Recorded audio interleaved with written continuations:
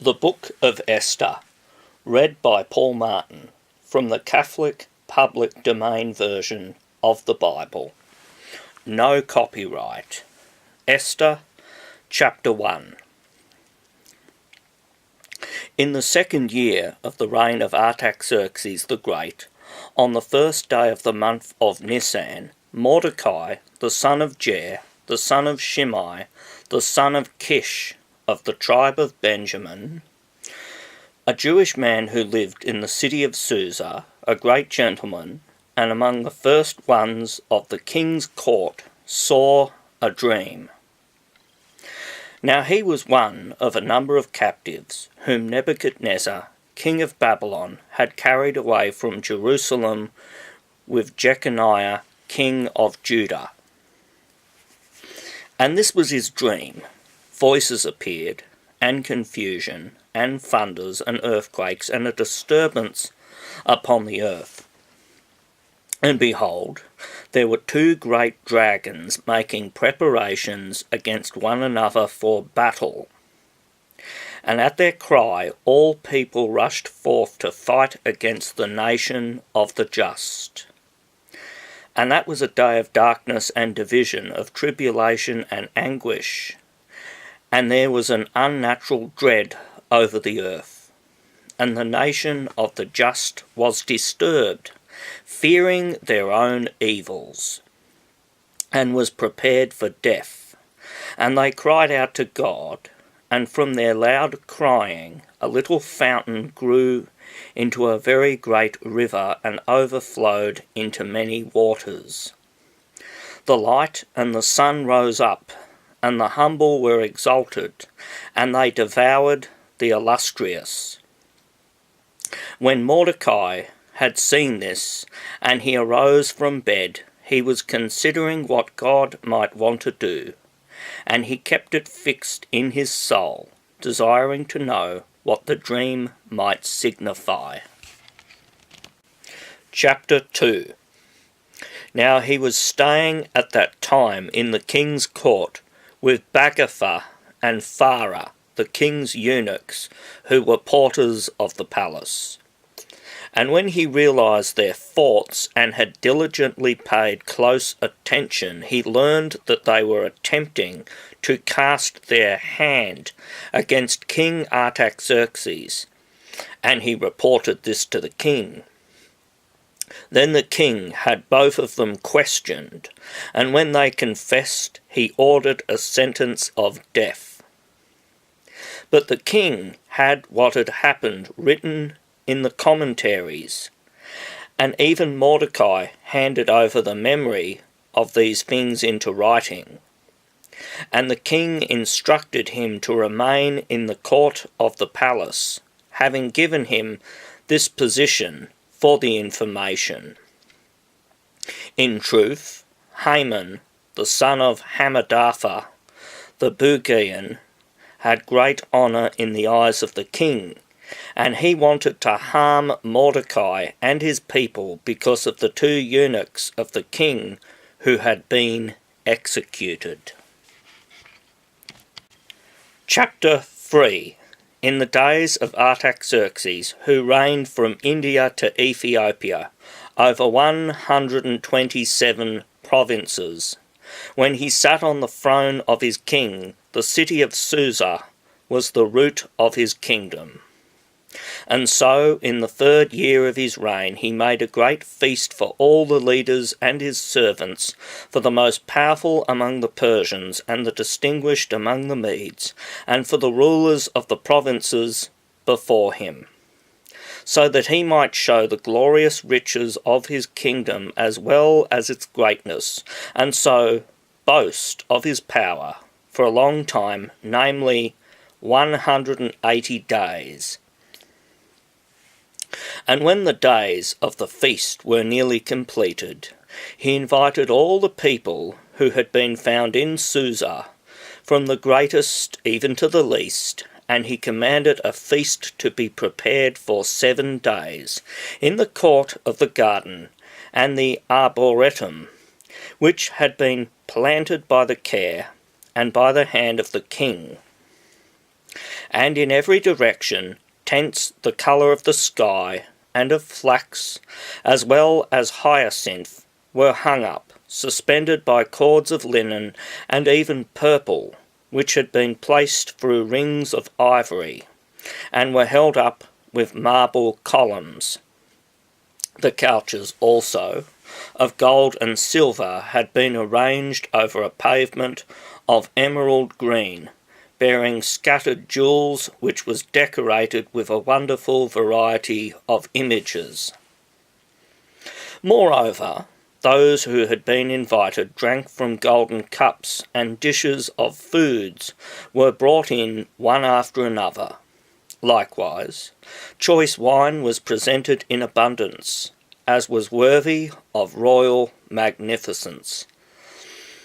Nor was anyone compelled to drink who was unwilling, but, just as the king had appointed, one of his nobles was set over each table, so that each one might select what he wanted. Likewise, Vashti, the queen, made a feast for the women in the palace where King Artaxerxes was accustomed to stay the night.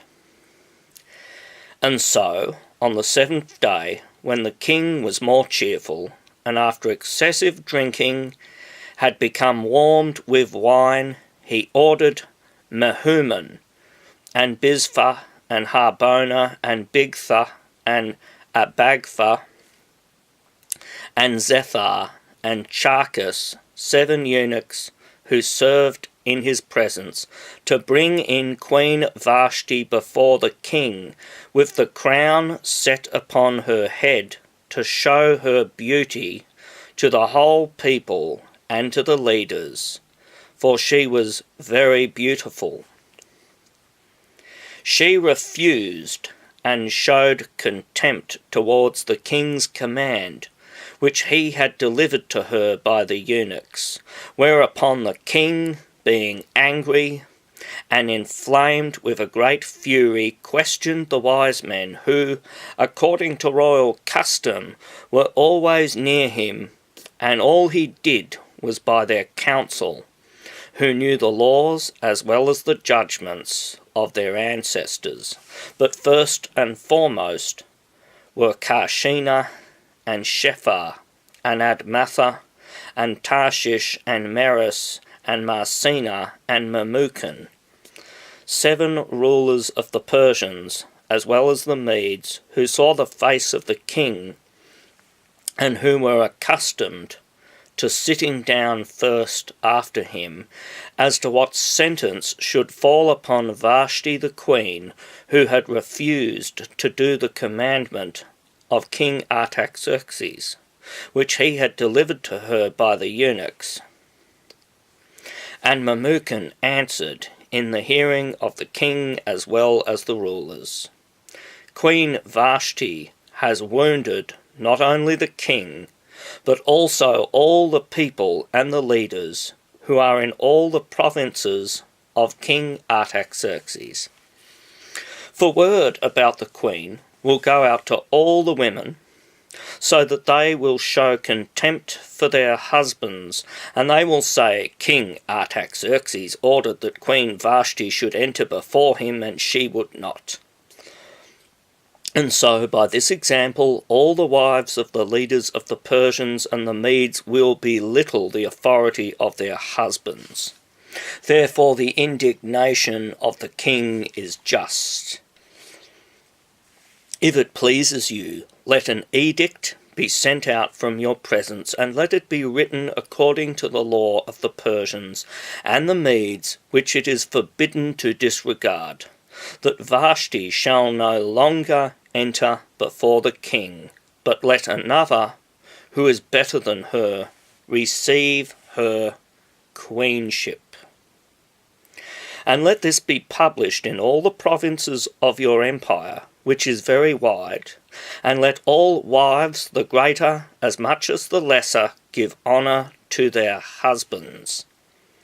His counsel pleased the king and the rulers, and the king acted according to the counsel of Memucan, and he sent letters to all the provinces of his kingdom, so that every nation was able to hear and to read in various languages and letters, that husbands are to be the greater rulers in their own houses, and that this should be published to every people. Chapter 4. And so, after this had been carried out and the indignation of King Artaxerxes had subsided, he remembered Vashti, and what she had done, and what had happened to her.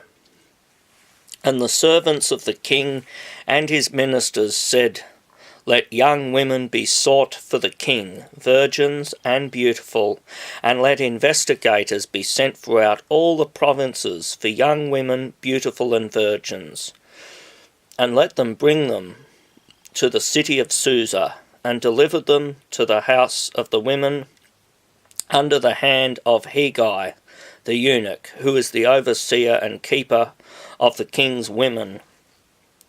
And let them receive feminine ornaments and other things necessary for their use. And whoever among them all will please the king's eyes, let her reign instead of Vashti."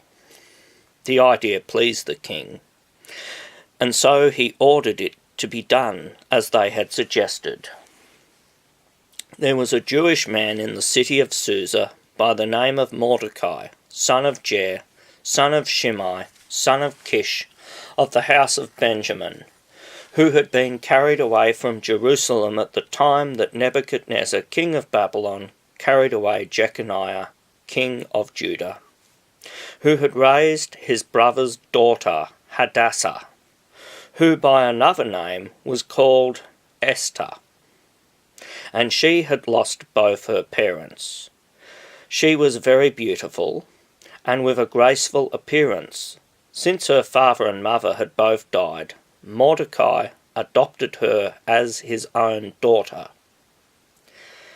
And when the king's command became very well known, in accordance with his command, many beautiful virgins were brought to Susa, and were delivered to Hegai the eunuch. Likewise Esther, along with the other young women, was delivered to him, to be protected with the assembled women. She was pleasing to him, and she found favour in his sight. And he commanded a eunuch to hasten the women's ornaments, and to deliver her share to her, along with 7 of the most beautiful young women of the king's house, so as to both adorn and honour her and her handmaids. She was not willing to reveal to him her people or her native land, for Mordecai had instructed her that she should keep silent about all these things. He went for a walk every day in the front courtyard of the house, in which the chosen virgins were kept, having concern for Esther's welfare, and wanting to know what would happen to her. But when the time came for each in the line of young women to go in to the king, after everything had been completed concerning feminine grooming, the 12th month had been reached, to the extent that for 6 months they were anointed with oil of myrrh, and for another 6 months they used certain types of makeup and perfumes. And when they were going in to the king, whatever they requested to adorn themselves they received, and when each was pleased with herself, having been prepared in the chamber of the women, she passed on to the king's chamber. And whoever entered at evening departed in the morning, and then from there she was led to the second house, which was under the hand of Shashgaz, the eunuch, who presided over the king's concubines. Nor did she have the power to return again to the king unless the king desired it, and had summoned her by name. But as the order continued to progress, the day arrived when Esther, the daughter of Abihail, the brother of Mordecai, whom he had adopted as his daughter, was required to go in to the king. She did not seek feminine ornaments, except that whatever Hegai, the eunuch and keeper of the virgins, chose, he gave her to adorn her. For she was very attractive, and her incredible beauty made her appear gracious and amiable in the eyes of all. And so she was led to the chamber of King Artaxerxes in the 10th month, which is called Tebeth, in the 7th year of his reign. And the king loved her more than all the women, and she had favour and mercy in his eyes above all the women. And he set the royal crown on her head, and he made her queen instead of Vashti. And he ordered a magnificent feast to be prepared for all the rulers and for his servants because of the union and wedding of Esther. And he gave a holiday to all the provinces, and he bestowed gifts befitting of princely generosity. And when the virgins were sought for the second time and gathered together, Mordecai remained at the king's gate. Esther had not yet declared her native land and her people according to his command, for whatever he instructed, Esther observed, and so she did all things as she had been accustomed in the time when he raised her from early childhood. Therefore, at that time when Mordecai was staying at the king's gate, Bagatha and Phara, two of the king's eunuchs, who were gatekeepers, and who presided over the first entryway of the palace, were angry, and they decided to rise up against the king and kill him. But Mordecai did not keep this secret, and immediately he reported it to Queen Esther. And she reported it to the king in Mordecai's name, who had brought the matter to her. It was inquired into and discovered that they were both hanged on a gallows, and it was committed to the histories and the chronicles which are delivered in the sight of the king. Chapter 5. After this, King Artaxerxes exalted Haman, the son of Hammedatha, who was of Agag lineage, and he set his throne above all the rulers whom he had. And all the king's servants who passed by the doors of the palace bent their knees and adored Haman, for so the ruler had instructed them. Only Mordecai did not bend his knee nor adore him. The king's servants who presided over the doors of the palace said to him, "Why do you, more than the others, not observe the king's command?" And when they were saying this frequently, and he would not listen to them, they reported it to Haman, desiring to know whether he would continue in his resolution, for he had told them that he was a Jew. Now when Haman had heard this, and had proved by a test that Mordecai did not bend his knee nor adore him, he was very angry. And he considered it pointless to lay his hands on Mordecai alone, for he had heard that he was part of the Jewish people, and so he wanted more, to destroy the entire nation of the Jews, who were in the kingdom of Artaxerxes. In the 1st month, which is called Nisan, in the 12th year of the reign of Artaxerxes, the lot was cast into an urn, which in Hebrew is called Pur, in the presence of Haman, to determine on what day and in which month the Jewish people should be destroyed. And it turned out to be the 12th month, which is called Adar. And Haman said to King Artaxerxes, "There is a people dispersed throughout all the provinces of your kingdom, and separated one from another, who make use of unusual laws and ceremonies, and who in addition show contempt for the king's ordinances. And you know very well that it is not expedient for your kingdom that they should become insolent through independence. If it pleases you, declare that they may be destroyed, and I will weigh out 10,000 talents to the keepers of your treasury. And so the king took the ring that he used from his own hand and gave it to Haman, the son of Hammedatha, of Agag lineage, enemy of the Jews. And he said to him, Let the silver which you promised be for yourself. As for the people, do with them as it pleases you.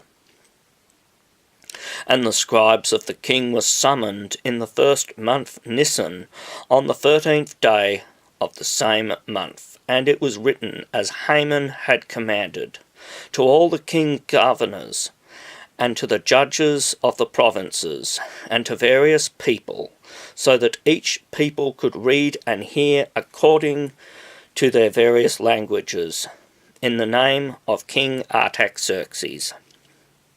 And the letters were sealed with his ring. These were sent by the king's messengers to all the provinces, so as to kill and destroy all the Jews, from children all the way to the elderly, even little children and women, on one day, that is on the 13th of the 12th month, which is called Adar, and to plunder their goods, even their necessities. Chapter 6. And this was the text of the letter. Artaxerxes, the great king, from India all the way to Ethiopia, to the leaders and generals of the 127 provinces which are subject to his authority, greetings. Although I have reigned over many nations and subjugated the whole world under my realm, I was by no means willing to abuse the greatness of this power, but to govern my subjects with clemency and leniency, so that they would settle into a quiet life apart from any terror, and delight in peace, as all mortals would choose to do. Yet in asking my counsellors how this might be able to be accomplished, one who excelled the others in wisdom and fidelity, and who was second after the king, named Haman, explained to me that there was a people scattered throughout the whole world that used strange laws, and acting against the customs of all peoples, despised the commandments of kings, and violated the harmony of all nations with their dissension. When we had learned this, seeing one nation rebellious against all mankind, having overthrown the usefulness of laws, and going against our orders, and disturbing the peace and harmony of the provinces subject to us, we commanded that whomever Haman, who is chief over all the provinces and second after the king, and whom we honour in the place of a father, whomever he would point out, should be destroyed by their enemies with their wives and children, and that no one may take pity on them, on the 14th day of the 12th month, Adar, of this present year, so that these guilty men, all on one day, may go down to the underworld, restoring to our empire the peace that they had disturbed. And the effect of the letters was this, that all provinces would know and prepare for the prescribed day. The couriers who had been sent hurried to complete the king's command, but the edict was hung up in Susa immediately. And the king and Haman celebrated a feast, while all the Jews in the city were weeping. Chapter 7. When Mordecai heard this, he tore his garments and put on sackcloth. strewing ashes on his head, and he cried out with a loud voice in the main street of the city, revealing the anguish of his soul. And he continued with this lamenting even up to the gate of the palace, for no one clothed with sackcloth is permitted to enter the king's court. Likewise in all provinces, towns and places, where the king's cruel decision arrived, there was extraordinary mourning among the Jews, with fasting, wailing and weeping, with many using sackcloth and ashes for their bed. Then Esther's maids and eunuchs went in and informed her. When she heard it, she was shocked, and she sent a garment to clothe him, and to take away the sackcloth, but he would not accept it. And she sent for Hathach the eunuch, whom the king had appointed to minister to her, and she instructed him to go to Mordecai and to discern from him why he was doing this. And departing, Hathach went to Mordecai, who was standing in the street of the city in front of the palace entrance. He told him everything that had happened, how Haman had promised to transfer silver into the king's treasury for the death of the Jews. Also, he gave him a copy of the edict that was hanging up in Susa, so that he would show it to the queen and advise her to go in to the king and beg him on behalf of her people. And Hathach returned and informed Esther of all that Mordecai had said. "Remember," he said, "the days of your lowliness, how you were nurtured as if in my hand, because Haman, who is second after the king, has spoken against us to death. And you must call upon the Lord and speak with the king on our behalf, and free us from death." She answered him and ordered him, "Say to Mordecai, all the servants of the king and all the provinces that are under his realm, understand that anyone, whether man or woman, who enters the king's inner court, who has not been summoned, is immediately to be put to death without any delay, unless the king should happen to extend the golden scepter to him as a sign of clemency, so that he will be able to live. How then can I go in to the king, when for 30 days now I have not been called to him?" And when Mordecai had heard this, he again sent word to Esther, saying, "Do not think that you will save so much as your own soul, just because you are in the king's house and are above all the Jews. For if you remain silent now, the Jews will be delivered through some other opportunity, but you and your father's house will perish. And who knows whether you have come to this kingdom for this reason, so that you would be prepared for such a time as this." And he entrusted her, there was no question, but that it was Mordecai, to go into the king and to petition on behalf of her people and her native land. And again Esther sent to Mordecai in these words, "Go and gather together all the Jews whom you will find in Susa, and pray for me. Neither eat nor drink for 3 days and 3 nights, and I will fast with my handmaids similarly. And then I will go into the king, doing what is against the law, not having been called, and so expose myself to mortal danger." And so Mordecai went, and he did everything that Esther had instructed him. Now Mordecai beseeched the Lord, remembering all his works. And he said, "O Lord, Lord Almighty King, truly all things are possible for you, and there is no one who is able to resist your will, if you would determine to save Israel. You have created heaven and earth, and everything that is contained under the cycle of heaven. You are Lord of all, and there is no one who can resist your majesty. You know everything, and you know that it was not out of arrogance or indignation, or some desire for glory that I did this, so that I refused to adore the very proud Haman. For I was freely prepared for the sake of the salvation of Israel to have willingly kissed even the footsteps of his feet. But I feared lest I should transfer the honour of my God to a man, and lest I should adore anyone except my God. And now, Lord King God of Israel, may you have mercy on your people, because our enemies want to destroy us and to erase your inheritance. Do not despise your portion, which you have redeemed for yourself out of Egypt. Listen to my supplication, and be gracious to your lot and your token, and change our sorrow into gladness, so that in living we may praise your name, Lord. And do not close the mouths of those who sing to you.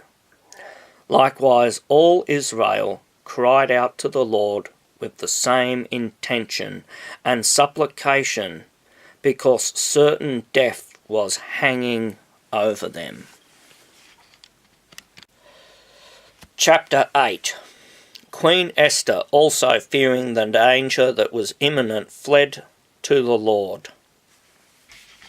And when she had put aside her royal apparel, she took up garments suitable for weeping and mourning, and instead of various ointments she covered her head with ashes from burnt dung, and she humbled her body with fasting, and all the aspects of her beauty she covered with her torn hair. And she begged the Lord God of Israel, saying, My Lord, who alone is our King, help me, a solitary woman, for there is no other helper but you. My peril is close at hand. I have heard from my father that you, Lord, chose Israel from among all nations, and our fathers from among all their former ancestors, to possess them as an everlasting inheritance, and you have done for them just as you said. We have sinned in your sight, and therefore you have delivered us into the hands of our enemies, for we have worshipped their gods. You are just, O Lord. And now they are not content to oppress us with a very difficult servitude, but attributing the strength of their hands to the power of their idols. They want to alter your promises and erase your inheritance, and close the mouths of those who praise you, and extinguish the glory of your temple and your altar, so that they may open the mouths of the nations and praise the strength of idols and proclaim a worldly king in perpetuity. Lord, do not hand over your sceptre to that which does not exist, lest they laugh at our ruin, but turn their counsel upon themselves and destroy him who has begun to rage against us. Be mindful, Lord, and show yourself to us in the time of our tribulation, and give me faith, Lord, King of gods and of every power. Grant fitting words to my mouth in the sight of the lion, and transform his heart to hate our enemy, so that both he and the others who conspire with him may perish. But free us by your hand, and help me, who has no other helper but you, Lord, who holds the knowledge of all things. And you know that I hate the glory of the wicked, and I detest the bed of the uncircumcised, and of all outsiders. You know my necessity, that I loathe the sign of my exaltation and glory which is on my head in the days of my exhibition, and that I detest it like a menstruous rag, and do not wear it in the days of my silence, and that I have not eaten at Haman's table, nor has the king's feasts pleased me, and that I have not drunk the wine of his libations, and that your handmaid has never rejoiced from the time that I was carried here until this very day, except in you, Lord, God of Abraham.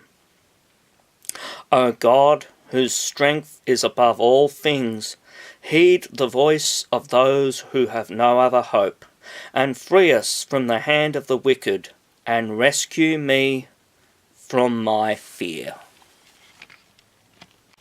Chapter 9. So on the third day she put away her ornate apparel, and surrounded herself with glory. And when she was shining in a royal manner, and had called upon God, the guide and Saviour of all, she took 2 maids with her, and she was leaning upon one of them, as if, out of delicateness and great tenderness, she were not able to bear carrying her own body. And the other maid followed her lady, carrying her garment flowing on the ground.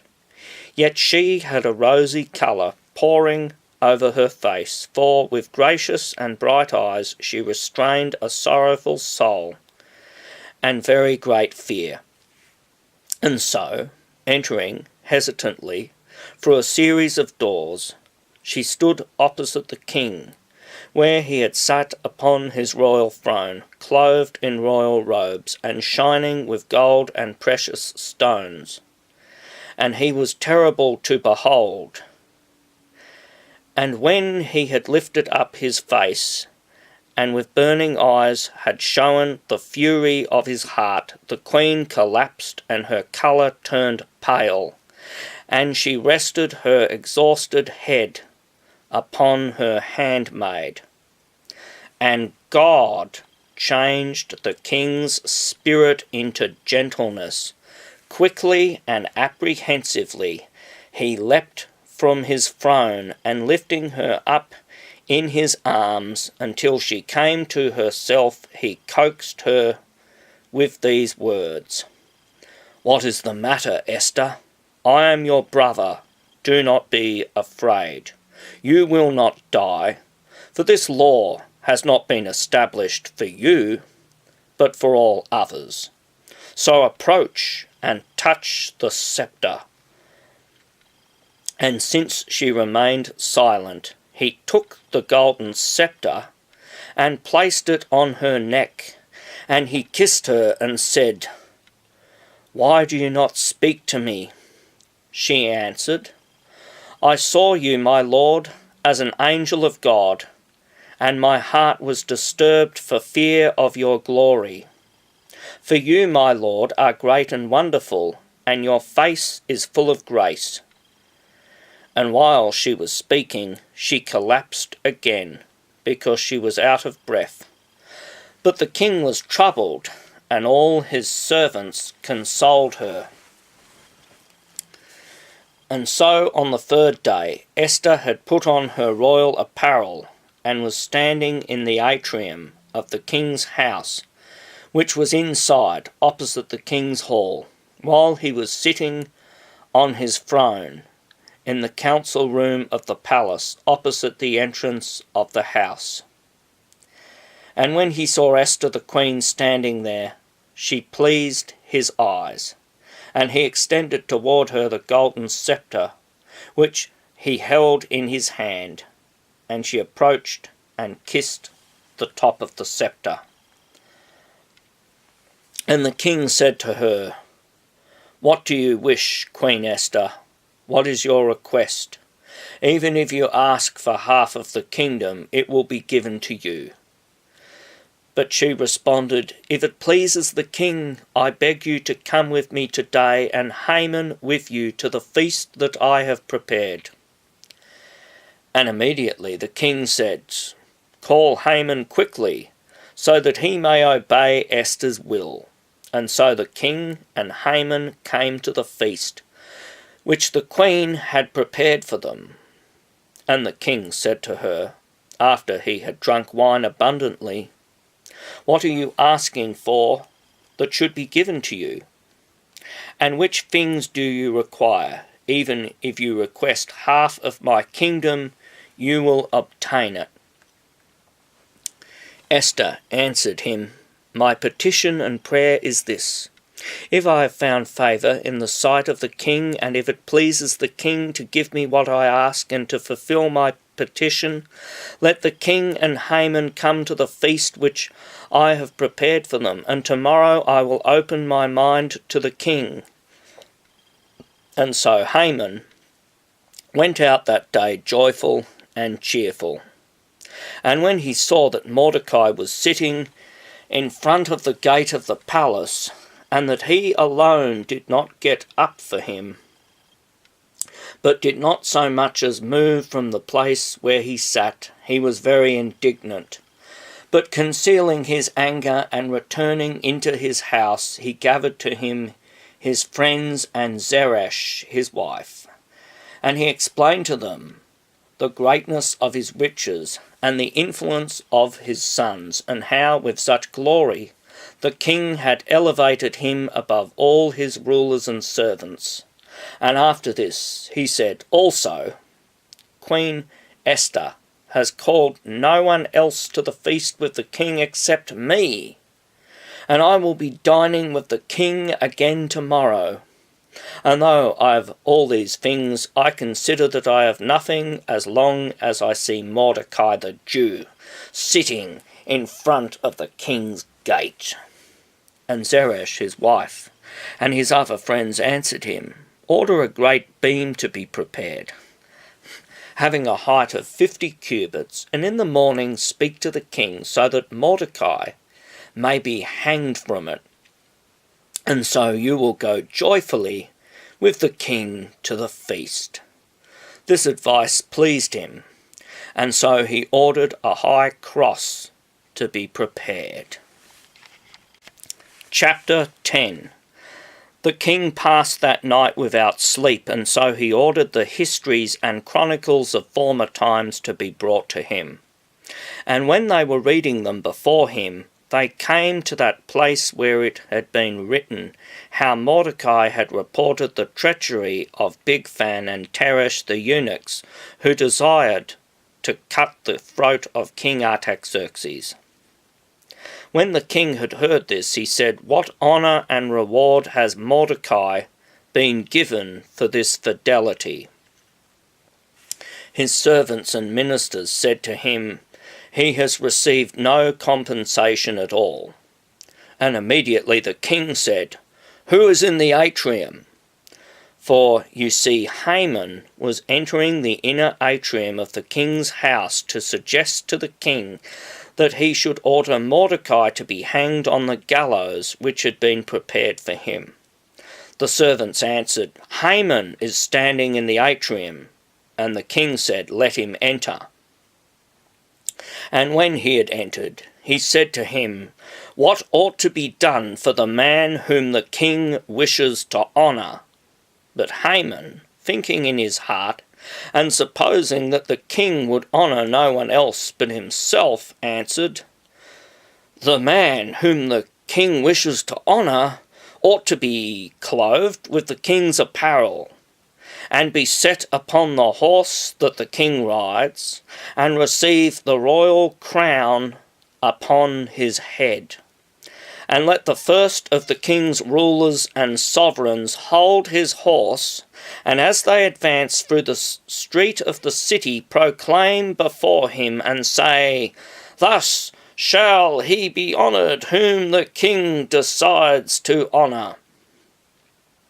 And the king said to him, "Hurry, take the robe and the horse, and do as you have said to Mordecai the Jew, who sits in front of the gate of the palace. Be careful not to omit any of those things which you have mentioned." And so Haman took the robe and the horse, and arraying Mordecai in the street of the city, and setting him on the horse, he went before him and cried out, He is worthy of this honour whom the king has decided to honour. And Mordecai returned to the palace door, and Haman hurried to go to his house mourning and hiding his head. And he explained to Zeresh his wife, and to his friends, all that had happened to him. And the wise men, whom he held in council, and his wife, answered him, If Mordecai, before whom you have begun to fall, is from the offspring of the Jews, you will not be able to withstand him, but you will fall in his sight. As they were still speaking, the king's eunuchs arrived, and compelled him to go quickly to the feast which the queen had prepared. Chapter 11. And so the king and Haman entered to drink with the queen. And the king said to her again on the second day after he was warmed with wine, What is your request, Esther, so that it may be given to you? And what do you want done? Even if you ask for half of my kingdom, you will obtain it. She answered, If I have found favour in your eyes, O king, and if it pleases you, spare my soul. I ask you, and spare my people. I beg you. For I and my people have been handed over to be crushed, to be slain, and to perish. And if we were only being sold as servants and slaves, the evil might be tolerable, and I would have mourned in silence. But now our enemy is one whose cruelty overflows upon the king. And King Artaxerxes answered and said, Who is this, and of what power, that he would dare to do these things? And Esther said, This is our most wicked enemy and foe, Haman. Hearing this, Haman was suddenly dumbfounded, unable to bear the faces of the king and the queen. But the king, being angry, rose up, and from the place of the feast entered into the arboretum of the garden. Haman likewise rose up to entreat Esther the queen for his soul, for he understood that evil was prepared for him by the king. When the king returned from the arboretum of the garden and entered into the place of the feast, he found Haman collapsed on the couch on which Esther lay, and he said, And now he wishes to oppress the queen in my presence in my house. The word had not yet gone out of the king's mouth, and immediately they covered his face. And Harbona, one of the eunuchs, who stood in ministry to the king, said, Behold, the wood which he had prepared for Mordecai, who spoke up on behalf of the king, stands in Haman's house, having a height of 50 cubits. The king said to him, Hang him from it. And so Haman was hanged on the gallows, which he had prepared for Mordecai, and the king's anger was quieted. Chapter 12.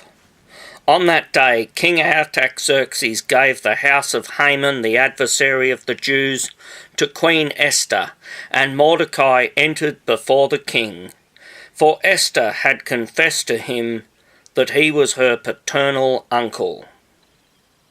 And the king took the ring which he had ordered to be taken from Haman, and he handed it to Mordecai, and Esther appointed Mordecai over her house.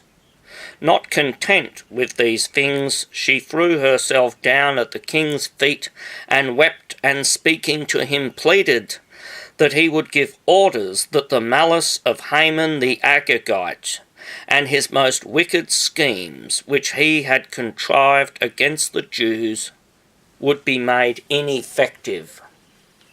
But he, as was the custom, extended the golden sceptre with his hand, which was the sign of clemency, and she rose up and stood before him.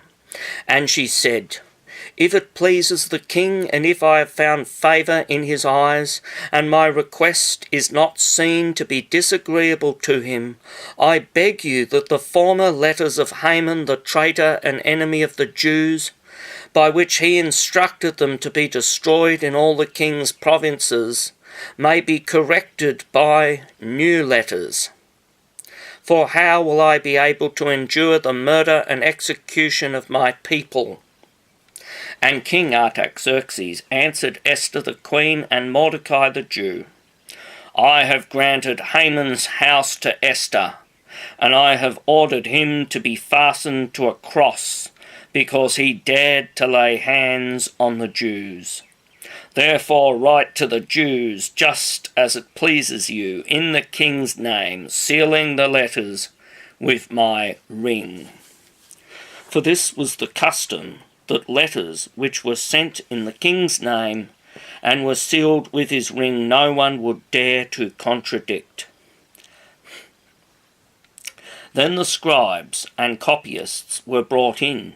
Now it was the time of the 3rd month, which is called Sivan, on the 23rd day of the month, and letters were written as Mordecai wanted to the Jews, and to the governors and procurators and judges, who presided over the 127 provinces, from India all the way to Ethiopia, to one province and another, to one people and another, in accordance with their language and letters, and to the Jews exactly as they were able to read and hear.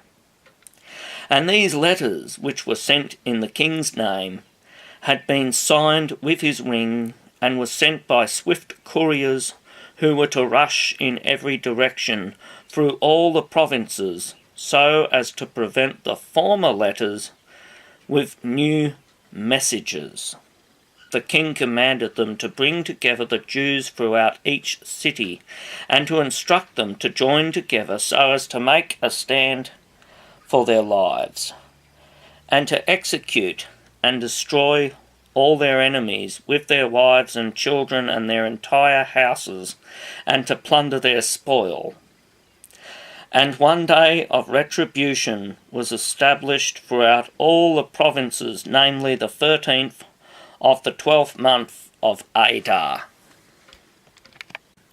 Chapter 13. Artaxerxes, the great king, from India all the way to Ethiopia, to the generals and leaders of the 127 provinces that obey our command. Greetings, he says. In arrogance, many have abused the goodness of leaders and the honour that has been bestowed on them, and they strive not only to oppress the king's subjects, but, not acting according to the glory given to them, set in motion a plan to ambush those very ones who gave it. Neither are they content to withhold thanks for benefits and to violate in themselves the laws of humanity, but they also think they are able to escape from every sentence of the sifting judgment of God. And they rush forth in such insanity that they attempt to subvert by filthy lies those who carefully fulfill the offices delegated to them, and so perform everything that is deserving of the praise of all. Meanwhile, they craftily deceive by fraud the ears of single-minded leaders, and they judge others according to their own nature. These things are proven both from the ancient histories and from those things which happen daily, how the zeal of kings can be corrupted by the evil suggestions of such persons. Therefore, we will make provision for the peace of all the provinces. Neither should you think, if we change our orders, that they come from a fickle mind, but that we draw conclusions from the quality and necessity of the times, just as the expediency of the public good demands. And, so that you may more clearly understand what we are saying, Haman, the son of Hammedatha, a Macedonian both in mind and ancestry, and foreign to Persian blood, and with his cruelty contaminating our piety, was accepted by us as a sojourner. And our humanity proved to be so great towards him that he was called our Father and was adored by all as second only to the King. But he was so filled with arrogance as to strive to deprive us of our kingdom and our life. For example, with certain strange and unheard of machinations, he sought the death of Mordecai, whose faith and kindness kept us alive, and Esther, the partner of our kingdom, and all their people. This he planned so that after they were executed, he might work treason against us in our solitude and transfer the kingdom of the Persians to the Macedonians. But we, having been resolved to ruin in death the mortal Jews, discovered no fault within them, but on the contrary, they use just laws, and are the sons of the highest and greatest and ever-living God, by whose kindness the kingdom was handed down both to our fathers and to us, and is cared for even unto this day. Therefore, you should understand, to be null and void those letters that he administered under our name. For this crime, before the gates of this city, that is Susa, both he who devised it and all his associates hang on gallows, not we, but God repaying him as he deserved. But this edict, which we now send, shall be displayed in all cities, so that the Jews may be allowed to use their own laws. You must be a support to them, so that they may be able to execute those who themselves had prepared to kill them on the 13th day of the 12th month, which is called Adar. For the Almighty God has turned this day of grief and sorrow into joy for them. Therefore, you too will keep this day, along with the other festival days, and celebrate it with all joy, so that it may be known even by future generations. All those who faithfully obey the Persians deserve, for their fidelity, to receive a reward. But those who are traitors to their kingdom deserve to be destroyed for their crime. But every province and city which is not willing to participate in this solemnity must perish by the sword and by fire, and be destroyed in this way, so that they will be forever an indisputable example of contempt and disobedience, not only to humans but even to wild animals. And such was the content of the letter, so that it would be made known in all lands and nations which are subject to the authority of King Artaxerxes, that the Jews have been made ready to be vindicated of their enemies. And so the swift couriers departed in haste, carrying through the announcement, and the king's edict was hung up in Susa. But Mordecai, going forth from the palace and from the king's presence, shone in royal apparel, the colour of hyacinth and of the sky, wearing a golden crown on his head, and clothed with a cloak of silk and purple. And all the city rejoiced and was joyful. But for the Jews, a new light seemed to rise. There was joy, honour, and dancing. With all the peoples, cities, and provinces, wherever the king's orders arrived, there was a wonderful rejoicing, banquets and feasts, and a solemn holy day, so much so that many of the other nations joined themselves to their religious practices and ceremonies, for a great fear of the name of the Jews had overcome them all. Chapter 14. Therefore on the 13th day of the 12th month, which, as we have said before, is called Adar, When all the Jews were prepared to be executed and their enemies were greedy for their blood, the situation turned around and the Jews began to have the upper hand and to vindicate themselves of their adversaries. And they gathered together throughout each city and town and place so as to extend their hands against their enemies and their persecutors, and no one dared to resist them, because their great power had pierced all the peoples. For even the judges of the provinces, and the rulers and the procurators, and every one of dignity, who presided over every place and work, extolled the Jews for fear of Mordecai. For they knew him to be the leader of the palace and to have much power. Likewise the fame of his name increased daily and flew everywhere through word of mouth. And so the Jews struck their enemies like a great plague and killed them, repaying according to what they had prepared to do to them.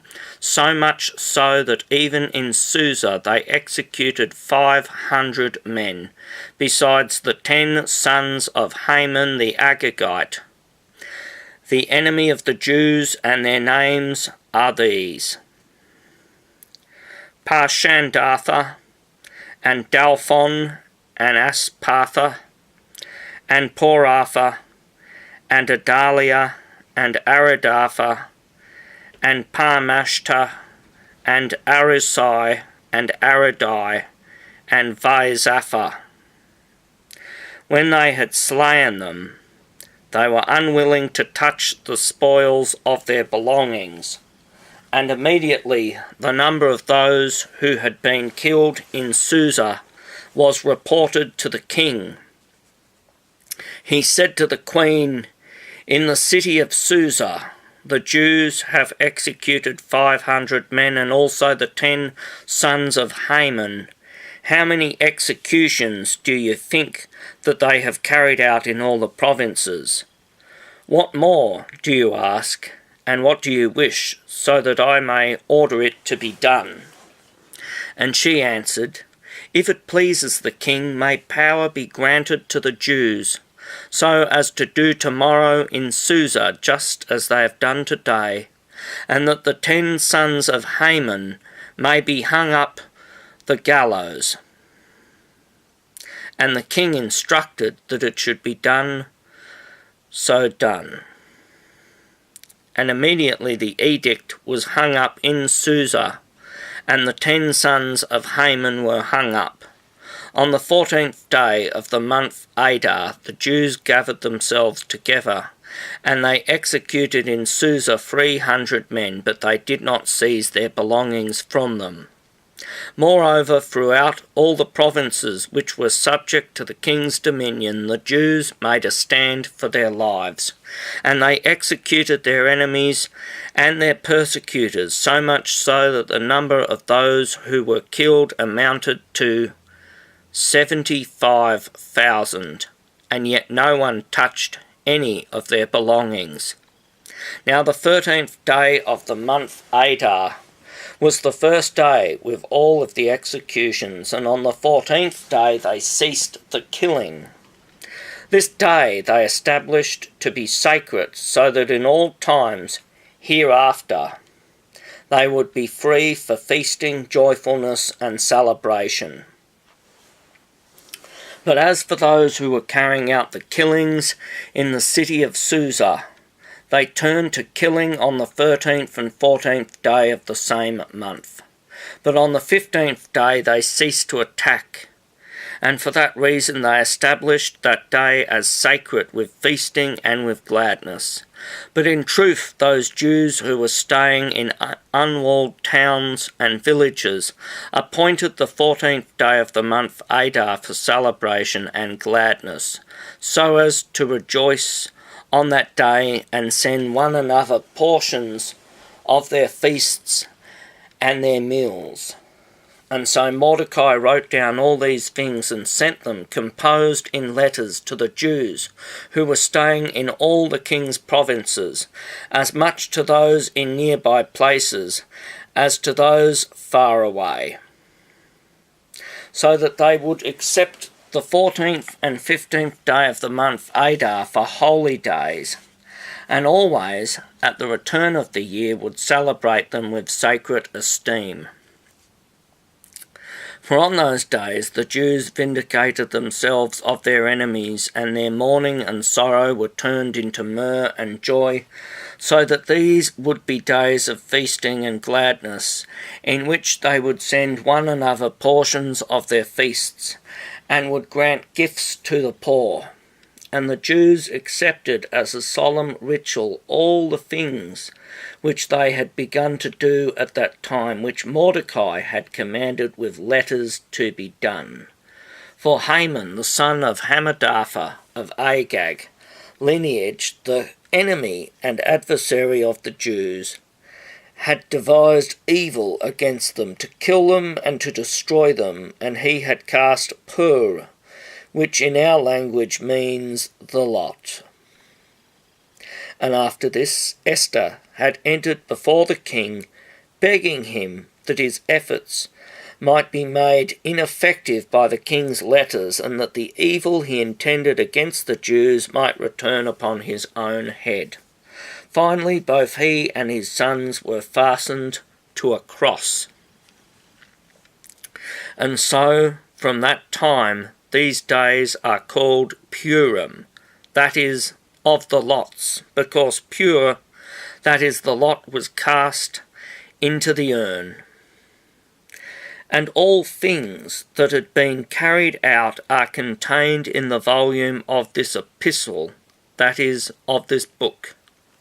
And whatever they suffered, and whatever was altered afterwards, the Jews received for themselves and their offspring, and for all who were willing to be joined to their religion, so that none would be permitted to transgress the solemnity of these 2 days, to which the writing testifies, and which certain times require, as the years continually succeed one another.